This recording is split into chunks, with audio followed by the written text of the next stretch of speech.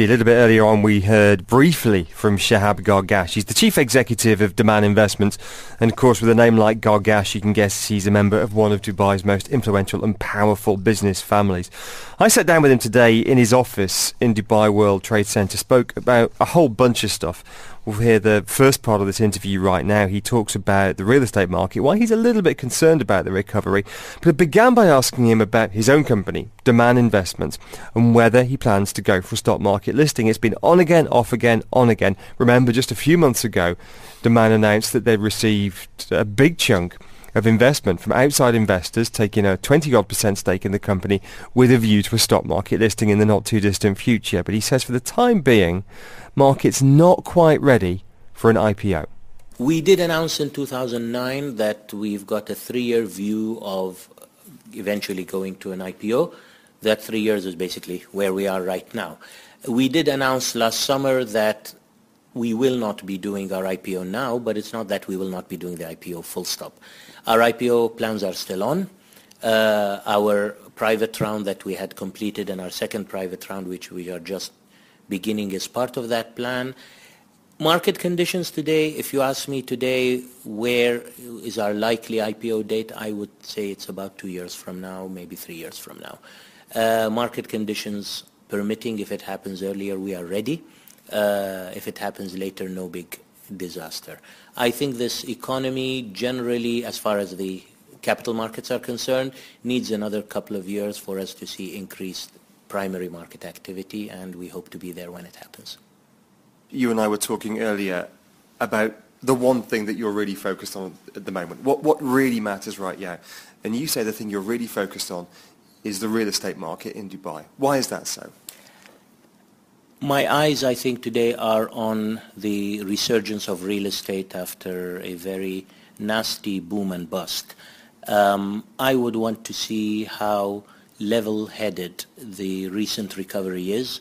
If it is a very paced and level-headed recovery, I think it's the best thing that could happen to Dubai at this juncture. If it is an exaggerated, frenzied real estate boom again, I think it will create damage once again, and possibly even worse damage than what we saw in 2006 to 2008. And from what you can see so far and the stories we read in newspapers of people queuing up outside MR Properties to buy off-plan apartments, which do you think we're most likely to get in 2013, the measured or the frenzied? I think it's too early to call. It worries me that people stand with thermoses at 5 a.m. in queue to buy their next apartment. On the other hand, what we've seen coming out to market in terms of new inventory is fairly limited. It's a building here, a building there, so no big supply glut. So I think it's too early to tell, but people should not expect a get-rich overnight real estate environment, because that's never healthy in the real estate sector. And I guess one of the positives we've seen over the past few years, post-2008, is this back-to-basics approach in Dubai, the 3 T's we hear so much about: trade, transport, tourism, the good old-fashioned Dubai that I guess you grew up in and knew and loved, and we're back to that. I think that's extremely refreshing. Dubai became Dubai because of its efficiency in an inefficient an inefficient region. People come here because it's easy to do business, it's cheap to do business, it's bountiful to do business. Going back to basics is the best thing that has happened to Dubai since the crisis, and I think Dubai excels and continues to excel on that front.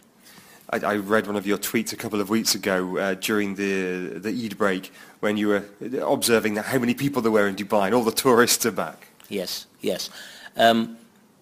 When I first heard Dubai would go into tourism, I was a much younger lad then.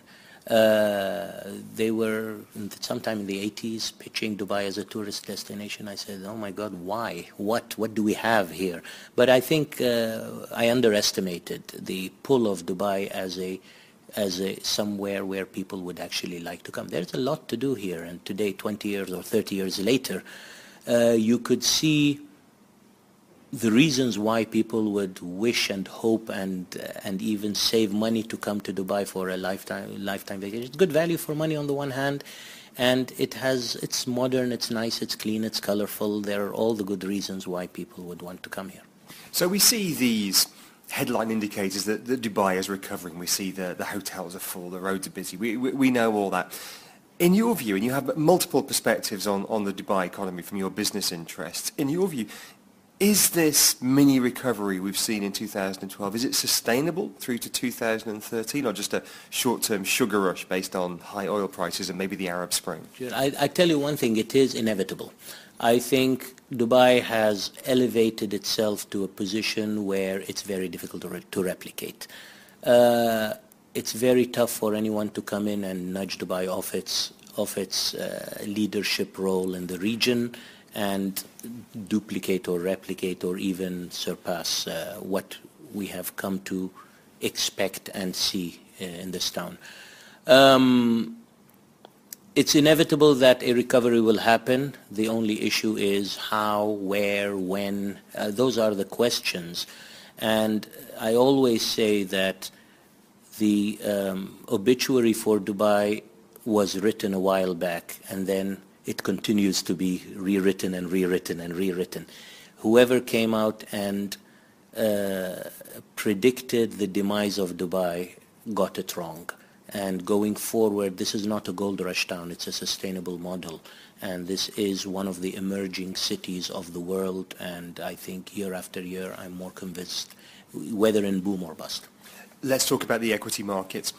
To an extent, they've benefited from this recovery, but we haven't seen a flood of liquidity into local markets, have we? We haven't seen foreign investors. And we'll hear the second part of that interview with Shehab Gargash tomorrow evening as part of our coverage from the World Economic Forum Summit on the Global Agenda.